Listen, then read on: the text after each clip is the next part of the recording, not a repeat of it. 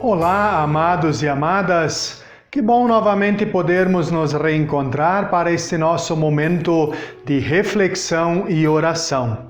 Eu lhe convido para juntos refletirmos nesta manhã sobre o tema Alguém já tentou silenciar você? Mesmo que em nosso tempo não seja tão frequente, mas quando olhamos para a história da humanidade, vamos perceber que houveram inúmeras situações onde pessoas foram silenciadas em suas falas, seja por meio de ameaças verbais, seja silenciando literalmente a sua voz. Em outras palavras, tirando a vida de tais pessoas. Este silenciar forçado não escolheu raça, cor, classe social e nem conteúdo do que era falado.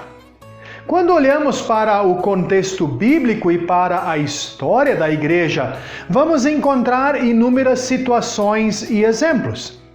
As senhas diárias para este dia de hoje apresentam esse contexto onde pessoas foram intimidadas para simplesmente calarem-se, ficarem com a boca fechada, e isso envolvia também então a relação com Deus. Do Antigo Testamento, do Salmo 31, versículo 22, assim nós lemos: Fiquei com medo e pensei que ele havia me expulsado da sua presença. Mas ele ouviu o meu grito quando o chamei pedindo ajuda.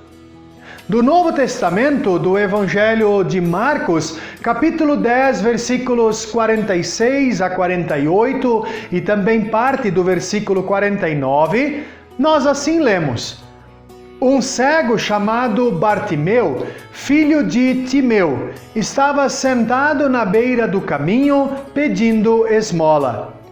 Quando ouviu alguém dizer que era Jesus de Nazaré que estava passando, o cego começou a gritar: Jesus, filho de Davi, tenha pena de mim. Muitas pessoas o repreenderam e mandaram que ele calasse a boca. Então Jesus parou e disse: chamem o cego. Quando olhamos o conjunto do capítulo 31 do Salmo, vamos perceber que o salmista sentia-se ameaçado, desprezado, envergonhado, zombado e, não por último, tratado com indiferença. E ainda sentia que as pessoas faziam um plano para lhe tirar a vida.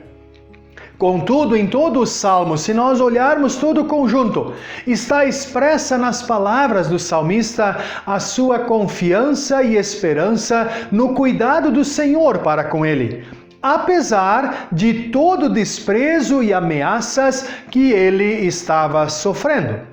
Diante disso, ele expressa o seu medo de que Deus tivesse silenciado também com ele, não o recebendo na sua presença, mas ao mesmo tempo ele constata e assim diz: mas ele, Deus, ouviu o meu grito quando chamei pedindo ajuda.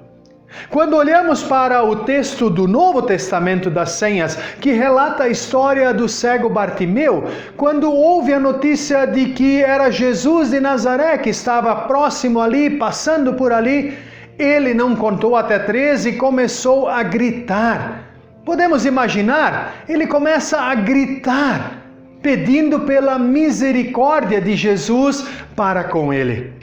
As senhas de hoje estão com as palavras um tanto resumidas aqui nesta nossa abordagem, mas se nós lermos na íntegra o texto bíblico, nós vamos perceber que logo diante da primeira manifestação de Bartimeu, onde pediram para ele calar a boca, ficar quieto, diz o texto que ele gritava ainda mais. Ele estava fazendo um verdadeiro escândalo, chamando por Jesus. Jesus era sinal de esperança para aquele cego, que era considerado um impuro, E a sua deficiência era considerada consequência de pecado dele ou dos pais. E por isso ele estava do lado de fora da cidade pedindo esmolas, para ter pelo menos o que comer. Isso significava que esse homem não tinha nenhum tipo de dignidade. E assim como o salmista, ele se sentia desprezado, envergonhado, zombado. E agora, ainda mais, diante do pedido de socorro dele, ele se sente ameaçado, com o intuito de silenciá-lo. Eles estão pedindo para ele fechar a boca, para ficar quieto, não fazer barulho. Se olharmos adiante no nosso texto, graças ao barulho, aos gritos dele, nós vamos perceber que Jesus devolve a este homem a visão física, mas juntamente com a visão física, ele concede a este homem uma série de coisas. Justamente porque ele não sentiu-se intimidado pelas pessoas que queriam silenciá-lo, ele, além da visão, ele tem de volta a sua dignidade de vida. Ele gritou cada vez mais alto, fez cada vez mais barulho, e por isso Jesus olhou para ele. A consequência foi de que ele seguiu Jesus pelo caminho, tornou-se discípulo de Jesus e com toda certeza ele também deu testemunho claro do agir de Deus na vida dele, pelo qual outras pessoas com toda certeza creram em Jesus Cristo como Filho de Deus, como Senhor e Salvador.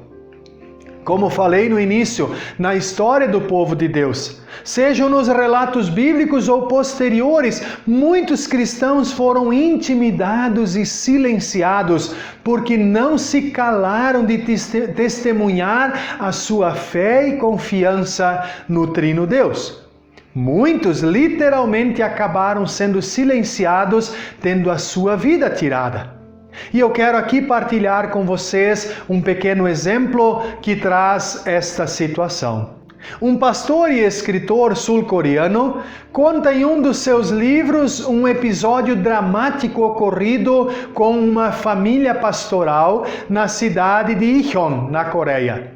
O pastor e sua família foram presos e levados para um tribunal improvisado, onde tudo o que as autoridades propunham era indiscutivelmente aprovado de imediato.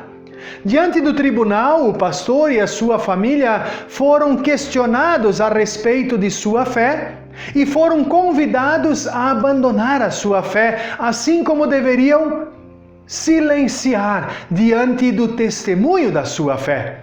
Em troca, eles receberiam então a liberdade e poderiam voltar com sua família para casa. Sem hesitar, a resposta desta família foi: nós não podemos negar a nossa fé.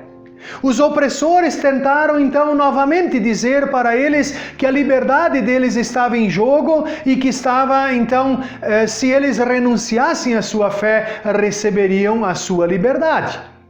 Mas, novamente, eles então responderam que não. Mandaram então cavar um buraco, onde a família toda seria enterrada viva, com o intuito de novamente intimidá-los para que eles revogassem ou renunciassem à sua fé. O oficial, enquanto que caminhavam para o lugar onde essa família seria sepultada viva, de novo tentou negociar com eles e dizer que esta fé do qual eles professavam não passava de uma ilusão de cristãos. No entanto, novamente a resposta foi negativa. Então o pastor e a sua família foram lançados naquele buraco. Enxadas e pás afoitas começaram então a lançar terra para dentro daquele buraco onde eles haviam sido lançados. Naquele instante, um dos filhos deste pastor, desta família, olha para o pai e diz: papai, por favor, pense em nós. Este inesperado apelo do filho faz aquele pai, aquele pastor, ficar por um momento indeciso e confuso. Quem é pai pode entender perfeitamente o que se passou no coração daquele homem. Mas então uma outra voz se fez ouvir naquele instante. Era a mãe dizendo enérgica e enfática: não, nossa resposta é não. Nós não podemos revogar a nossa fé. Olhando para os seus filhos, esta mulher então lhes diz: fiquemos quietos, filhos. Ou vocês não sabem que nós nesta noite vamos jantar com o Rei dos Reis, Senhor dos Senhores, o nosso Salvador? E a estas palavras juntou-se então um cântico de esperança. A família cantava enquanto as pás e as enxadas lançavam terra sobre os seus corpos vivos. Cantaram, cantaram, cantaram, até as suas vozes sumirem completamente sob aquela terra. Entre a multidão que assistia, se tornou um silêncio indescritível. Muitas daquelas pessoas que presenciaram aquela cena dramática ali em silêncio, mais tarde se tornaram cristãs profundamente comprometidas com o Evangelho devido àquele testemunho daquela família que silenciou a vida, mas não a fé. Amados e amadas, ainda hoje muitas coisas, pessoas e situações querem calar e silenciar o testemunho do Evangelho de Jesus Cristo no nosso mundo. Que Deus nos ajude a testemunharmos nossa confiança e esperança no Senhor, como fez o salmista, o cego Bartimeu e também esta família da Coreia. Que Deus assim nos abençoe e que Ele, acima de tudo, nos dê diariamente a certeza de que Deus não silencia conosco. Pelo contrário, Ele nos ouve e nos atende o nosso pedido de socorro. Como atendeu do salmista, atendeu do cego Bartimeu, Ele também atende e ouve a todos e todas nós. Que Deus nos abençoe neste dia com a sua palavra. Amém.